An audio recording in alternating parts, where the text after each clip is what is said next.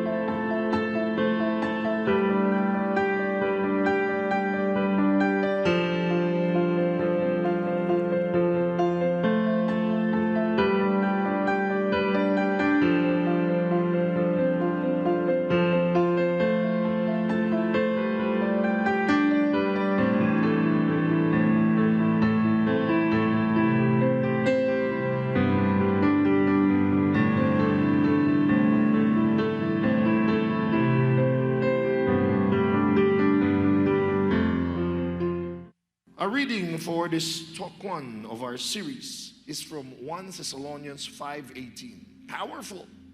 Powerful. Isa to sa pinanghahawakan kong verses sa buhay ko. Let's all read. Be thankful in all circumstances, for this is God's will for you who belong to Christ Jesus. Once again, everybody say, be thankful. Kaya lang may sinunod Hindi lang magpasalamat. In all circumstances. Grabe. Sa Tagalog, magpasalamat sa lahat ng pagkakataon. Extreme. At hindi lang yun. May dinugtong pa. For this is the will of God. Utos pala. Hindi pala opsyon. At ito ang kaloob ng Diyos sa iyo na namumuhay kay Kristo. Paano yun? Paano ka makakapagpasalamat sa mga presyo ng bilihin? Paano ka makakapagpasalamat kung yung jowa mo pinagpalit ka? Paano ka makapagpasalamat? Kung umaalis ka ng alas 4 ng umaga, traffic agad. At kung uuwi ka, alas 9 na, nasa kalye ka pa rin. Welcome again to this talk series that will change our lens, our way of looking at things, so that indeed, by God's grace, we can give thanks in all circumstances. Madali magpasalamat Pag may pera ka sa bulsa mo, dami mong pera sa bangko. Madali magpasalamat pag may pagkain sa mesa. Madali magpasalamat kung wala ka nararamdamang sakit. Madali magpasalamat kung okay kayo ng asawa mo, ng mga anak mo, trabaho. Paano kung hindi okay? Paano kung may dinaramdam ka? Paano kung butas na talaga bulsa mo? Paano kung kabi-kabila ang bagyo sa buhay? Makakapagpasalamat ka pa kaya? O yun nga ang hamon? Yun nga ang paanyaya sa atin. To thank God even when life seems difficult. Kasi may kwento si Job. Naalala niyo ang kwento ni Job? In a nutshell, in a summary, si Job po ang pinakamayamang tao sa land of Uz. May buong libro yan sa Biblia, Book of Job. At sinimulan ng kwento na siya ay the greatest man, the richest man in his land.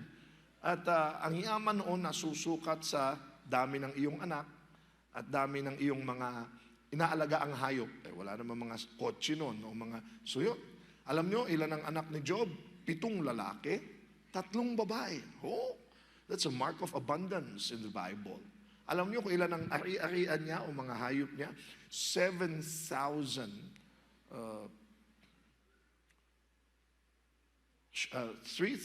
sheep, 3,000 camel, 7,000, ano ba yun?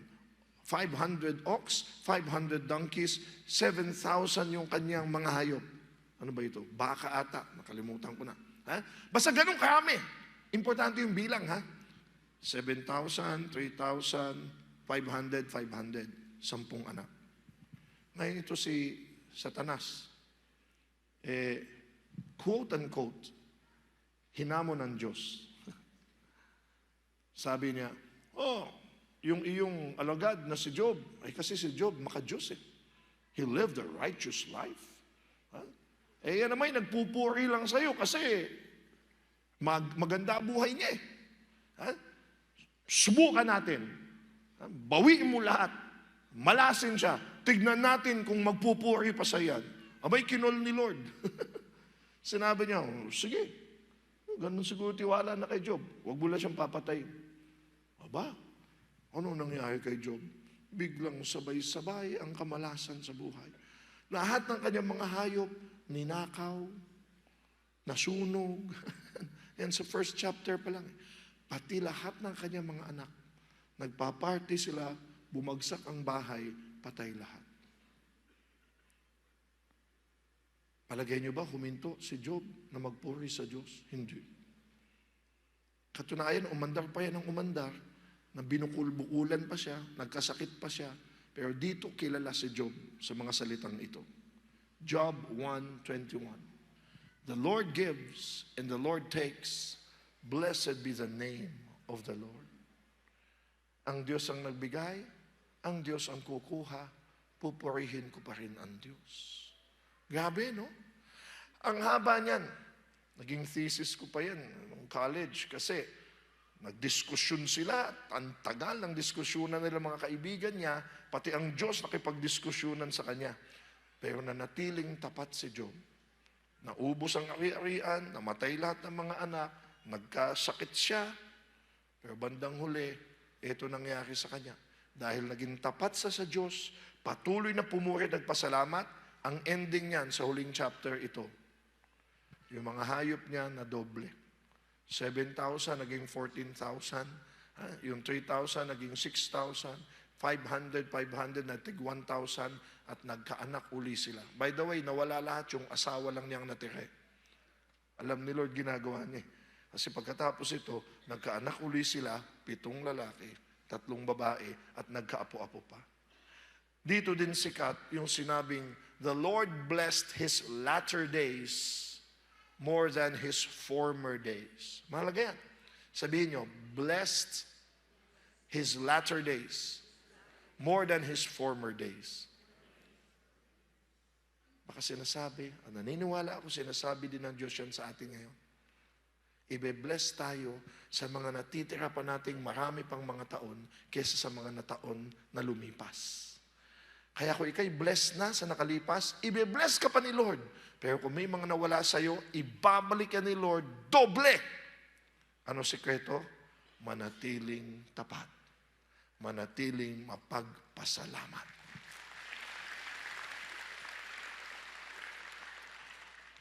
Alam niyo po, you know that I'm an educator, right? And I give a lot of talks about the youth. Lalong-lalo na yung mga Gen Z, Gen Y, millennials. Ito po pag-aaral lang ito, ako ayoko kasi sana nagle-label eh. Pero pag-aaral lang ito, sabi nila, yung mga later generations, kasama na yung millennials, hindi po ako may sabihin to huwag kayo magagalit kasama na yung Gen Z, sabi nila daw, we are seeing a culture of complaint and entitlement. Ano ibig sabihin ng complaint and entitlement culture? E di tignan niyo lang yung mga hinighlight kong letters. I and me. Lagi daw dapat umayon ang lahat sa akin, sa kagustuhan ko. Naniniwala po anong konti dyan eh. Kasi ang tagal ko na pong teacher. 40 years na po ako nagpapatakbo ng paaralan. Talagang noon ay yung bata, pag pinatawag ng teacher, pag pinatawag yung nanay, yung bata ang pinagsasabihan. Ngayon, pag pinatawag mo yung nanay, yung teacher ang pagsasabihan, bakit pinagalitan yung kanyang anak. May dalawang abogado yon, may dalawang barangay. Kaya yung bata ngayon, di ba, imbis na mapagsabihan, lakas ng loob. Hindi ko sinasabing tama o mali yun, kaya lang nung bata kasi tayo, di ba? Pag pinagsabihan tayo, sumusunod tayo. Hoy, naglalaro ka na naman ng, ano yung laro natin noon? Halimbawa, Game & Watch. Wala pang mga computer games doon. Ay, natatakot tayo kay mami. Ngayon, si mami ang natatakot pag sabihan yung bata. Kasi pag yung bata po ay bumabagsak, bakit po mami bumabagsak kayo? Panay kasi laro ng computer eh. Ba't hindi nyo pa pagsabihan? Baka magalit eh. Pinagsasabihan ko ngayon, nagkukulong sa kwarto, nagagalit. Takot tayo ngayon sa mga bata. Hindi ko sinasabing tama o mali, pero may katwiran ito. Kita ninyo, mga memes lang ito, pero may sinasabi. Me too culture tayo. Pag meron siya, me too, sa Tagalog, ang tawag dyan, sana all. Mukhang harmless naman yung sana all, hindi ba? Pero i-dissect nyo, ano sinasabi nun? Meron siya, ako din. Imbis na matuwa ka, uy, nagka-kotse siya, congratulations. Uy, na-promote ka, congratulations. Uy, nanalo sila, congratulations. Ano yung mabilis natin? Sana all. Bakit nung sana kung nakabulutong siya, sinabi mo, sana all. Naiinggit tayo doon sa tagumpay. Nung bumagsak siya, tumahimik tayo. At saka, yung pag binigyan mo, imbis na magpasalamat, hindi nga lang mga bata kahit mga adults ngayon It's a pervading culture na, kasi pag nakita ko yung mga bata, bakit hindi marunong magpasalamat? Pagkausap ko yung mga magulang, kasi ganun. Yung bang binigyan mo na, pinaglingkuran mo na, ito ang sagot nila. Dapat lang. Kulang pa nga ito I deserve this. I deserve more. Kaya imbis na magpasalamat ka, iniisip mo, ay pinaghirapan. Talaga naman pinaghirapan mo. Talaga naman pinagpaguran mo. Pero would it hurt to say thank you? Akabawas ba sa iyo yun? Ito pa napansin ko. Pabata ng pabata ang mga reklamador. Dati hindi ka makareklamo pag mata ka, hindi ba? Kita niyo to, sanggol pa lang, nagreklamo na Kita niyo yung mga yan, stress na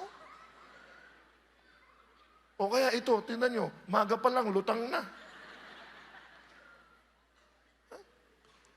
Bata pa lang, overthinking na. Tingnan niyo, Meron pa nga, overplanning na, kung ano-ano na mga balak. Pabata ng pabata ang mga kung ano-anong pinapasok na sa utak nila, kaya bata pa lang, matanda na, overaging. Pero ito sasabihin ko sa inyo, sa tagal ko na sa mga bata, they only mirror and reflect the adults that they are with. Kaya kung ang bata mapagpasalamat, alam na alam ko, sa tahanan, kultura ito ng pasalamat. Pero ang bata, puno ng reklamo, alam na alam ko, sa bahay nito malamang, punong-puno din ng reklamuhan. What's our default attitude? Ibig sabihin, pag umulan, catch yourself. Is it gratitude or grumbling? Pag umaraw, dalawa lang naman palagi reaction natin eh. Salamat o reklamo. Ito lang ang sasabihin ko ulit. Naisip niyo ba na baka yung naireklamo natin, yun ang pinagdadasal ng iba? Lumabas ka, ay, umuulan na naman. Baka hindi mo alam yung mga tigang na tigang ng lupa nila, sana umulan. Paglabas mo, ay, maaraw na naman. Init. Hindi mo alam, napunta na ako sa mga bansa na minsan lang nagpapakita ang araw. Nung ako'y nag-tour sa Belgium, sa European countries, abay, pag sumilip lang yung araw, the sun, nagbubansan. Ano daw, yung araw daw napakita. Ba't di pumunta ng Pilipinas yan? Talagang, tirik na tirik yung araw doon. Pero doon ko na-appreciate. Yung naireklamo natin, pinagpapasalamat ng marami. Ay nako, Lunes na naman, trabaho na naman. Ilang milyon kaya ang nagdadasal na magkaroon ng trabaho? Papasok na naman sa eskwela. Ilang milyong mga bata ang nangangarap makapag-aral. Nanay, ayan na naman, bubunganga na naman. Ilang milyong tao ang nangangarap na magkaroon ng nanay na mangbunganga. Alam ko yan kasi nanay ko ganyan din eh. Pero nung nawala siya, what I would give just to hear her again. Kayo mga batang, iingay nyo sa bahay, iingay nyo, tumahimik na kayo. Nagsipaglakihan na yung mga anak mo. Umalis na ng bahay, tahimik na. Hinahanap mo ngayon yung ingay nila. Susunod tayo magreklamo. Tignan natin, baka hanapin ko ito balang araw. O baka ito ang pangarap ng iba. Ang grumbling po comes in two forms. Complaining and comparing. Itong sasabihin ko sa inyo. Ang pagpapasalamat, nagpapadagdag ng biyaya. Ang reklamo, nag-repel ng biyaya. Uulitin ko. Lalo ka nagpapasalamat, lalong bubuhos tuloy-tuloy ang biyaya. Lalo ka nagreklamo, iiwas sa iyo ang biyaya. Learn more from Brother John Ben Rodriguez, the author of this talk. So today we want to give you 3 tips for grateful living. Are you ready? Because I want to remind you that human beings are creatures of habit. Diba? Meron tayong default na response pag may nangyari sa atin. Tignan mo nga yung katabi mo. Sabi mo sa katabi mo, hi creature. Diba? Yung taong yan, dahil kilala mo yan, lalo na kung asawa mo, pag na-stress yan, alam mo na kung anong mangyayari. Diba? Kung hindi milk tea yan, kakain kayo sa labas. Diba? Kung kakain kayo sa labas, alam mo na yan. Pag rami ng hinanap niyan, dun tayo sa Greenbelt, dito sa store na to. At pag dun sa store na yun, alam mo na, dun tayo upo sa sulok, dun sa gilid, sa left side. Alam mo na rin kung anong o-orderin. Tama? Bakit? Itanong nyo sa akin kung bakit? Habit. Kabisado na niya. Pag stress yan, hindi na mag-eksperimento yan. Mag-try kaya tayo. Hindi. Alam niya na kung anong o-orderin niya kasi alam na rin niya kung anong ibibigay na kasayahan nung lutong, nung bagnet. Di ba pag kinagat niya? Nakuha nyo? It's habit. Sino pong mga nag-exercise dito? Taas ang kamay. Ayan. Yung medyo sanay na, palaging nag-exercise. Di ba yung exercise sa una, parang pinipilit mo yung sarili mo. Parang ang hirap itulak ng sarili mag-exercise. Pero I know you would agree with me. Pag medyo sanay ka nang mag-exercise, hinahanap-hanap na ng katawan mo. Yung bang pag wala kang exercise, parang hindi, kailangan ko eh. Diba? Why? Because human beings are creatures of habit. And why is that important? Because we want to teach you that grumbling, complaining, comparing might be a habit already. That's why you must be aware so that you could stop it. And the way to change a bad habit is to incorporate a good habit. So yun yung gagawin natin with our 3 tips. And I love it dahil dun sa binasa ni Brother Alvin, 1 Thessalonians yun, di ba? Si Paul saying, be thankful in all circumstances. Sinasabi niya yon sa lahat ng mga taga-Thessalonica. Pero basahin natin to, Philippians chapter 4 verse 6. Ito ang sinabi niya sa mga taga-Philippi. Ang sabi niya, do not be anxious about anything, but in every situation, by prayer and petition, with thanksgiving, present your requests to God. Does that sound familiar? Parang yung sinabi din kanina, no? In all circumstances, give thanks. What does that say? Bawat tao, iba-iba ang pinanggalingan, parehas ang pagsubok. Ang tanong, magpapasalamat ka ba o magrereklamo? Tingin uli sa katabi. Nagreklamo ba yan sa'yo today? Ano ba yan? Traffic dito? Ano ba yung hirap mag-park? Diba? So it's an invitation for every one of us. So first step, are you ready? Be grateful for what has been. Ibig sabihin, be grateful of the past, ang nakaraan. Sino po dito ang nagkaroon ng ex sa buhay niya? Yan, sige. Yung ex, tapos nung tiningnan mo yung pinalit sa'yo, na-confuse ka, bakit siya? Bumaba na ba ang standards niya? Pumapatol na ba siya ngayon sa palaka? Ganon? I want you to know that you must be grateful for your ex. You want to know why? Because your ex made you a better person now. Do you agree? Diba? Ayan, pumalakpak. Sige, tuloy niyo yan. Kahit po ako sa lahat ng mga past relationships ko, I realized that after, syempre masakit, syempre iyak ka, syempre mag-move on ka, pero after a while, you get to realize, I see, nga, no? Natuto ako sa relationship na yon, dapat may boundaries. Dun sa relationship na yon, natutunan ko, dapat pala may balance yung dependence and independence. Kasi pag masyado kang independent, hindi ka rin, ang feeling naman niya, hindi ka niya kailangan. Hindi mo siya kailangan, ganon. So you learn along the way. So you must be grateful of your past. And I love it that in the Bible, there is a character who thanked God so much about his past. And he was King David. Kilala niyo si King David? Di ba? Yung nagugupit ng buhok, hindi, David Salon yun. Iba yun, guys. Diba? Si King David, na nung bata siya, siya yung lumaban kay Goliath. Di ba? So, makikita nyo, ang pinakagusto ko kay David, isa siya sa mga tao na kapag nagdadasal sa Diyos, transparent. Can you say that word, transparent? So, kung ano yung nararamdaman niya, yun ang idadasal niya sa Diyos. So, kapag babasahin mo yung Psalms, mga prayers ni David yan. So, makikita mo doon, pag galit si David, galit din siya magdasal sa Diyos. Pagka frustrated siya, frustrated din siya. And I believe that it's an invitation for us to deepen our prayer with God. So kung anong nararamdaman mo, ilabas mo talaga kay Lord. Okay lang yun. Itanong niyo sa akin kung bakit. Kasi kaya ng Diyos. Pagka ginawa mo yan kasama mo sa trabaho, sa kaibigan mo, sa asawa mo, anong nangyayari sa kanila? Natutoksikan sa'yo. Diba? Pero kung meron kang reklamo, idala mo lahat sa Diyos. Kasi kaya niya yun. Ganun ang ginagawa ni David. Pero etong Psalm 103, verse 2, dun sa buong Psalm 103, he was thanking God for the past blessings. So isa doon, I'd like to quote this. Dun, ang sabi doon, let all that I am praise the Lord. May I never forget the good things He does for me. If you continue to read that further, pinapasalamatan niya yung Diyos, Lord, salamat. Kasi nung maliit ako, pinag-alaga mo ako ng tupa. Kasi nung nag-aalaga ako ng tupa, natutuwa kong protektahan yung mga tupa, laban sila yun. Hindi ko alam na gagamitin mo pala yun para nung kalaban ko na si Goliath, marunong na akong gumamit nung slingshot. Nakuha nyo? You have to be thankful for your past.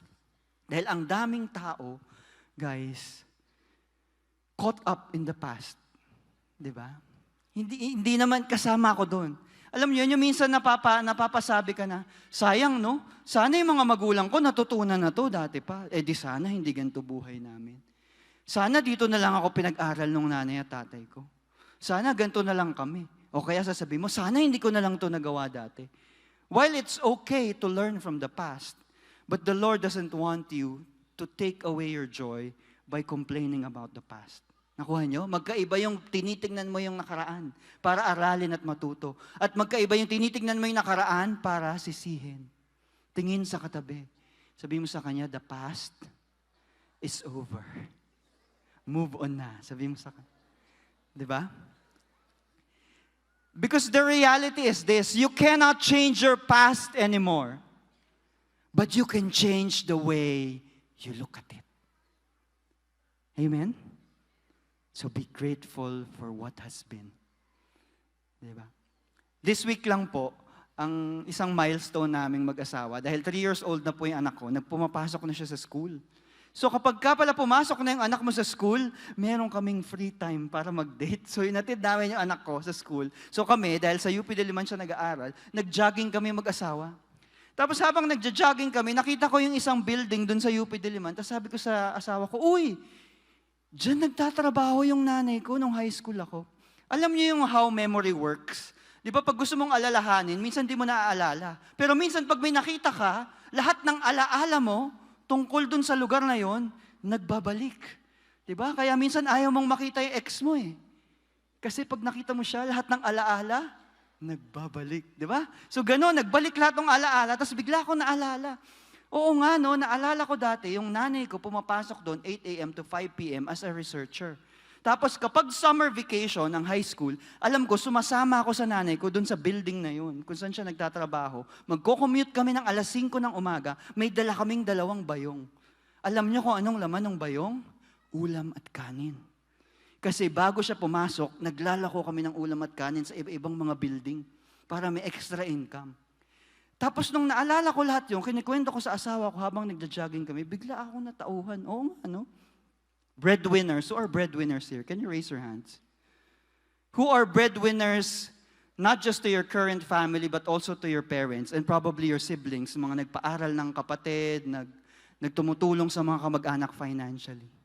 So parang ako, as a breadwinner to my parents, pagka-graduate ko pa lang, nag-provide na ako sa nanay ko, ang isa ko laging reklamo about the past is this: sayang, hindi natutunan ng nanay ko ang proper financial management. Siguro kung nakapag-prepare siya noon, baka hindi siya kailangan mag-depend sa akin financially. Yun lagi ang reklamo ko. At minsan nagko-compute ako. Alam niyo yun, makompute akong tao sa pag-compute ko. Siguro kung hindi ko sinustentuhan yung nanay ko, baka 2 na yung kondo ko. Yung mga ganun, guys. So, nung nagja-jogging kami yun, ngayon sa UP, at bumalik lahat ng memories na to, God was speaking a message to me. My mother did everything that she can in her capacity during that time. And it gave me the assurance, oo nga no Lord, siguro nga, kung kaya niya, kung natuto lang siya ng financial literacy, okay talaga kami. Kasi nga, kaya niya nga gawin yun eh. Na alas 3, gigising, magbebenta ng pagkain, lahat nga ginawa niya eh.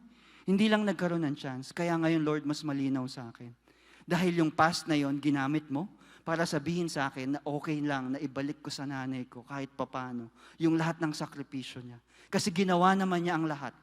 Tapos itong past na to, natulungan din ako para ako naman ay matuto. Parehas kaming nabiyayaan.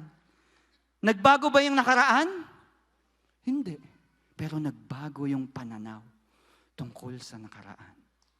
Amen? Palakpakan natin ang Diyos. Can you look at the person beside you at sabihin mo sa kanya, remember.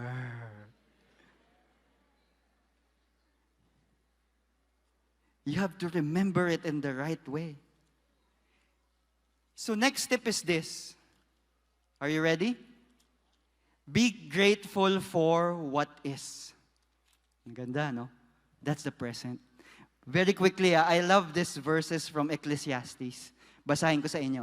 For everything there is a season, a time for every activity under heaven, a time to be born and a time to die, a time to plant and a time to harvest, a time to kill and a time to heal, a time to tear down and a time to build up, a time to cry and a time to laugh, a time to grieve and a time to dance, a time to scatter stones and a time to gather stones, a time to embrace and a time to turn away, a time to search and a time to quit searching, a time to keep and a time to throw away, a time to tear and a time to mend, a time to be quiet and a time to speak, a time to love and a time to hate, a time for war and a time for peace. Nakuha nyo? Sa tamang panahon, may panahon at pagkakataon ang mga bagay-bagay sa buhay. So I'd like to believe that every situation, every stage, every place where you are now has a different purpose and a different teaching. Kuha nyo? Alam niyo po, dahil 3 years old yung anak ko, bago kami nagkaanak, Nagde-date pa lang kami ng asawa ko, ang paborito namin gawin, mag-exercise talaga. So, mas marami kaming date na either nag-gym kami or nag-jogging kesa sa kumain. Dahil nga, bukod sa nagtitipid kami, gusto namin magpapayat, ganon. So, ang dami noon, lagi nung single pa kami, kahit nung mag-asawa kami, wala pa kaming anak. So, parang 3 to 4 times a week. Tapos mga 1 to 2 hours, either gym yan or jogging sa UP. Lahat ng yun nawala nung nagka-baby kami.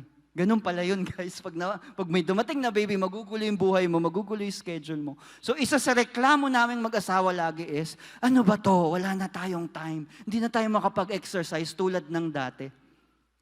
But we also know na hindi naman sayang yung oras na binigay sa bata. Tama po? Kasi it's time well spent taking care of the child.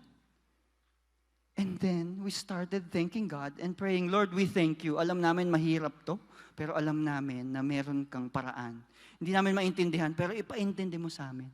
At alam niyo po kung anong nangyari? We realized na oo nga, iba na ang season ng buhay namin. Hindi na kami single at maraming free time. Ang season namin ngayon talaga may anak. At talagang kakainin ng anak mo lahat ng oras dahil maliit pa siya. And it's fine. So the reality is this, mga kapatid, it's not that your life is not blessed. Sometimes you feel that. Bakit ganito, Lord? Bakit sila ganon? Sometimes you're just not aware of the current season where you are in. Kuha? Single people, who are single here? Taas ang kamay. Taas mo lang, baka makakita ka ng singleton, di ba? Who knows? Di ba? If you keep complaining, Lord, bakit sila may jowa? Bakit sila may asawa? Ibang season yun. Baka hindi mo pa season yun. Di ba? Kasi yung ibang may asawa, bakit sila single? Di na pwede yun. May asawa na kayo eh. Appreciate your season. Di ba? So kami, alam niyo kung paano nahanap yung paraan ng exercise in our season? Because it's the present, we have to be grateful for what is. Nag-iba. Dati kasi na-fix kami na dapat ang exercise yung dating season, yung may 1 to 2 hours, yung dapat nakabihis, dapat naka-attire. Ngayon hindi, walang bihis. Yung asawa ko bago pumasok sa work, naglalakad hanggang MRT 20 minutes. Uy, tapos uwi siya sa bahay. Uy, 20,000 steps ako. Uy, nag-landmark din ako, kaya dumami yung steps. Ay, dumami yung steps mo, dumami din gastos ko. Sabi ko, gano'n. Pero nahanap na niya. Tapos ako naman, natutunan ko yung ginagawa ni Brother Bo na exercise. Yung Shakira style. Alam mo yung Shakira? Yung wherever, whenever. Diba? So kahit saan, kahit naglalaro yung anak ko, pag nasa playground, magpo-pull up din ako. O, slide ka lang dyan, baby ha. Tapos ganun ako. O sige, laro ka dyan anak, push up ako doon. Tapos it has helped us. Because we're at a different season and we're appreciating that. So the present is a present because it's a gift. Kung anong nakaharap sa iyong sitwasyon ngayon, pasalamatan mo. Dahil may regalo ang Diyos sa bawat sitwasyon na nakaharap sa iyo ngayon. Nakuha nyo? Isa pang kwento, okay lang. Kami pong mga preachers, yung Monday, ang aming day off. Kasi Sunday, di ba, nandito kami. So hindi pwede mag-grocery ng Sunday, ganyan. So Monday namin usually, kami sa pamilya, Monday ang grocery, Monday ang palengke, Monday ang pagpapalaundry. So lahat, kung magpapagupit ng buhok, Monday din yan. So one particular Monday, 2 weeks ago, pag uwi namin sa condo, so imagine, dala namin yung laundry, dala namin yung grocery, nagre-reklamo yung mga tao. Alam niyo kung bakit? Yung 4 na elevator sa building namin, ni isa, walang gumagana. So imagine, yung receptionist namin, maliit na babae yun. Nanliliit na lalo doon, kasi lahat ng tao kumakahol sa kanya doon. So parang sabi ko sa misis ko, sige, wait lang ha. Tatanungin ko kung anong nangyari. So lapit ako sa receptionist. Sabi sa kanya, Miss, tingin mo magagawa to in the next 2 to 3 hours? Natanong ko siya. Kasi may school yung anak ko kinabukasan. Nag-iisip kami kung anong plano. Sabi niya, sir, mukhang hindi kaya. Kasi bukas pa ng office hours, tatawagan yung elevator company. So baka, mga office hours sila magsisimula magtrabaho. Baka lunchtime pa bukas, sir, magagawa. So parang, patay, problemado kami. Pero napa-thank you, Lord, kami. Kasi, Lord, this is the present. There's a present in this present situation. So parang biglang sabi ng asawa ko, yan na, regalo sa'yo ni Lord. Reklamo ka sa exercise, ha? Iakyat mo lahat yung grocery. 26th floor kami, guys. Diba? Pero parang ako, thank you, Lord. Exercise nga to, hiningi ko to eh. Ayan, binigay sa akin, ayaw pa ba ako? Diba? Tapos parang ang nakakatuwang sinabi ng asawa ko, alam mo, ganito na lang gawin natin, mag-book tayo ng hotel. Sabi ko, ha? Mag-book tayo ng hotel? May budget ba tayo? Sabi niya, naalala mo nung pandemic, di ba meron tayong travel envelope? Hindi naman tayo nakatravel nung pandemic.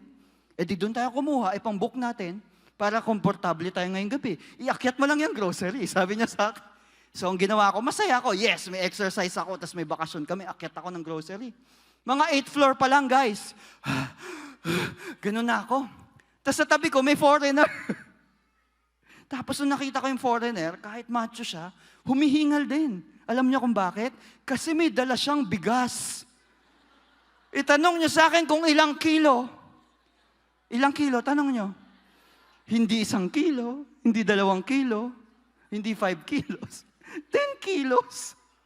So parang sabi ko sa foreigner, hey bro, nice workout. Tapos fist bump kami. Sabi niya, what floor are you heading to? Sabi ko. Sabi niya, 40th floor. Tinodo niya eh. So pagkatapos nun, I was thanking God, thank you Lord, 26th floor lang kami. Thank you Lord, dahil hindi ako mag-aakyat baba ngayong gabi, dahil may pang-book kami ng hotel. When you are presented with a crisis in front of you, if you choose to be grateful, like what Brother Alvin is saying earlier, your blessings will multiply no matter how difficult the situation is. So start to be grateful. Amen? Tingin sa katabi, sabi mo sa kanya, magpasalamat. And number 3 is this. Be grateful for what will be. Amen? Last story. Jeremiah 29 verse 11 says, for I know the plans I have for you, says the Lord. They are plans for good and not for disaster, to give you a future and a hope. Are you in your waiting season? May hinihiling ka, hindi pa dumadating. Thank the Lord. Nagdadasal ka ba na, Lord, sana ibigay mo yung taong para sa akin. Thank the Lord. Nagdadasal ka ba na, Lord, sana mangyari na yung financial breakthrough. Lord, sana yung utang namin ma-zero out na namin. While in the process of paying it, thank the Lord. Kasi I know one day that will happen. Kasi mahirap naman na kakaalala mo sa kinabukasan, hindi ka na nakatulog because of the worry. Because thanking God for the future and what will be will also make you enjoy the present. Isa na lang na kwento, last na. Pangarap namin mag-asawa, mag-cruise. Alam niyo yung cruise?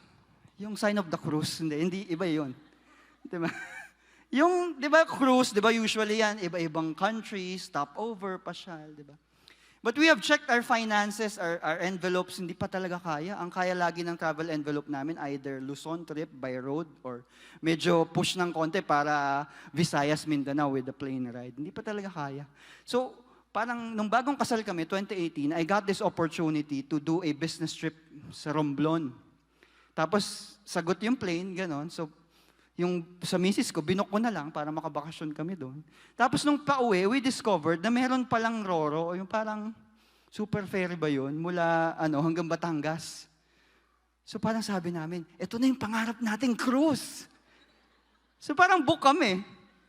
Binook namin yung pinakamahal na room dun sa cruise, 2,000 pesos, with buffet, ganyan. Tapos habang nandun kami, ina-enjoy lang namin. Parang akyat kami dun sa deck, puro bakal lang, wala ka namang makikita iba, walang swimming pool. Baba kami dun sa room, parang kantin lang sa school, pero ang saya-saya namin. Bakit? Because we are already grateful for what will be. Kung ganito palang mahal, sabi ko, enjoy na tayo. What more pag nakapag-cruise na tayo? Amen? Be grateful for what is, be grateful for what has been, and be grateful for what will be. Amen. Let's all welcome back Brother Alvin Barcelona. Brother JB gave 3 powerful ways of thanking the Lord. Thank God for what was, for what is, and what will be. Pero ito, isang napakamakapangyarihang pasasalamat. Are you ready? Are you ready? Read this.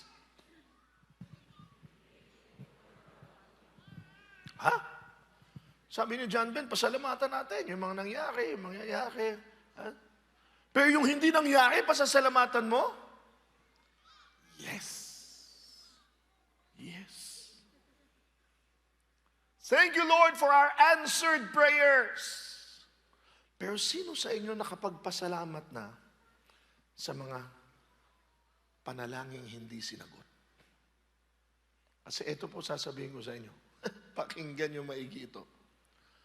Kung lahat ng mga panalangin nyo sinagot ni Lord, malamang disgrasya na buhay nyo ngayon. Meron ba kayo ganitong naging karanasan? Iniyakan mo itong love life mo. High school, hindi naging kayo. Nangarap ka na, nagplano ka na, nagkwenta ka na. Di ba? Talagang forever. Tapos pinagpalit ka. Ang sakit. Halos talaga nagkulong ka. Halos tapusin mo na ang buhay mo. Mahal na mahal ko siya. Bakit, Lord? Hanggang sa sinisimon ang Diyos. Bakit, Lord? Mahal na mahal ko siya. Bakit tinanggal mo? Balik mo siya sa akin, Lord. Hindi binalik ni Lord. Sakit. Tapos after 20 years, nag-reunion kayo.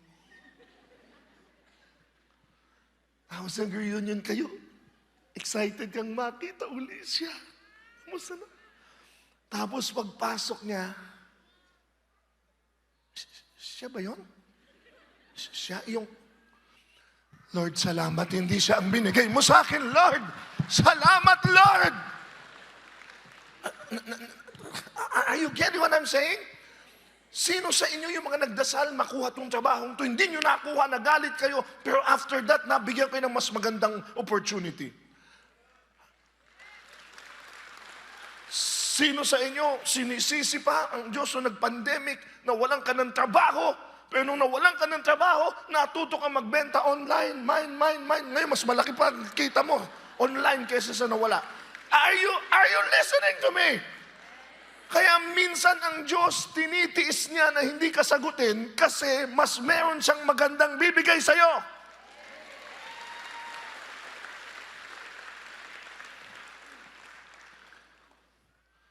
At ito pa minsan, ang ibibigay sa'yo ng Diyos, putik. Sometimes God's packages are blessings in disguise. Kasi sa putik, doon mo nakikita ang ginto. Kasi sa uling, doon mo nakikita ang diamante. Huwag mo agad itatapon. Huwag mo kaagad isusumpa ang mga kaganapan. Ayaw natin magkasakit. Ayoko magkasakit. Pero alam niyo yung kwento ko. Nung ako namamatay na sa sakit ko, at siyang ipapalabas ng shalom mamayang gabi, nung dinudugo na ako, 3 na yung tumor ko sa bituka, at kini-question ko na ang Diyos, Lord, mabait naman ako Tuturo na nga ako ng religion. Bakit ako namamatay? I was dying. Hinayaan ng Diyos, mag-suffer ako for months. Pero nung habang ako namamatay, doon ko siya lalong nakikilala. At nung ako namamatay, nagsasalita, iniimbita kung saan-saan, doon ako nakita ni Bo Sanchez. At may nangyari doon sa sakit ko. Tanong niyo ano? Hindi naman ako namatay. Pero pinadaan ako ni Lord. Sabi ko, Lord, magagaling din naman pala ako. Ba't pa ako nagkasakit? Kung hindi ka nagkasakit, kung sumagot sa hindi mo pinagdaanan yan, hindi ka nakita ni Bo Sanchez, hindi ka napunta sa Divine Mercy, hindi ka lang kaya pala, Lord. Kaya ang pasasalamat, ang best na pasasalamat, tanong nyo ano? Surrender. Tiwala. Tamo sa little skit natin kanina, sana nagtiwala si Christian doon sa Curly Tops eh. Hindi, sabi niya, unfair! Bakit siya? Sana all! Hindi mo alam, may surpresa sa iyo si Lord. You want to be really, really, really grateful, then ask the Lord for what you want, but even if it doesn't come, you trust that He knows what is better and best for you. Panginoong Jesus nga tao din Nung gabi sa Garden of Gethsemane, di ba sinabi niya, sana huwag nang matuloy ito. Let this cup pass. Pero sandali lang yun. Biglang sinabi niya, thy will be done. Ang tunay na pasasalamat ay ang panalangin, Lord, ito ang gusto ko. Pwede namang humingi. Sabi mo, humingi. Pero Lord, ikaw, ano ang gusto mo para sa akin? Yun ang hihintayin ko, yun ang tatanggapin ko, at ngayon pa lang, nagpapasalamat na ako.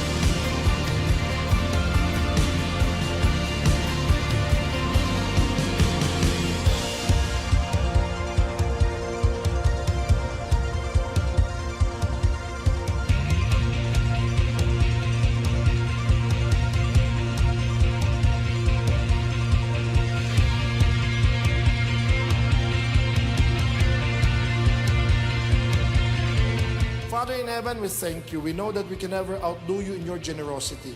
Ikaw ang unang nagbigay, ikaw ang unang nagsakripisyo. At ngayon, tumutugon din kami sa sakripisyo na magbigay ng aming parte ng aming kinita, parte ng aming biyaya. Binabalik namin sa iyo ang galing sa iyo at alam namin ito'y babalik sa amin ng siksik, liglig at umaapaw sa maraming paraan. Kagalakan, kagalingan at ang ligaya na kami ay nakatulong sa iba. So we give with smiles on our faces and joy in our hearts. We give to the Lord in Jesus' name. Amen.